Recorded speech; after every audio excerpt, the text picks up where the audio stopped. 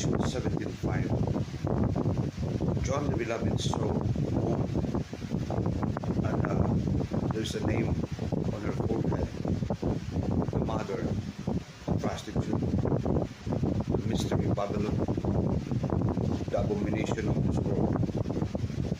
And John saw again the angels shout, Babylon has fallen, Babylon has fallen, woe unto you.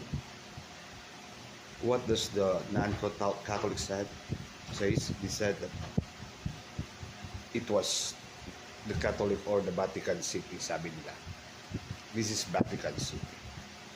Now let us try to say what does it mean.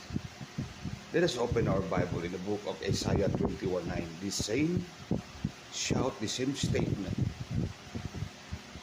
The charioteer said, woe unto you, Babylon, Babylon has fallen, the abomination of the devil. Isaiah, kanina Revelation. Then, what's next?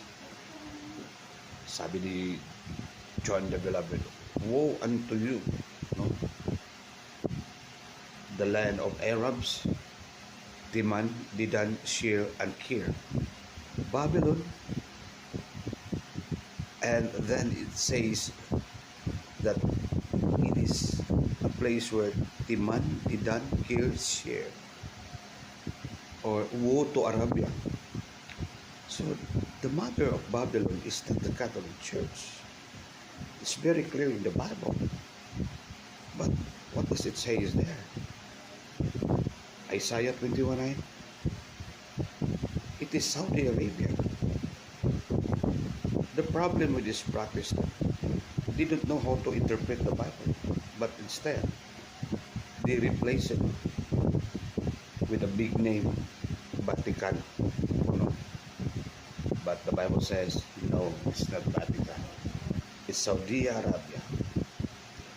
Al Jazeera, the Arab Peninsula, Shir, Timan, Dedan, Kir. Dealt with it, Pastor. God bless you.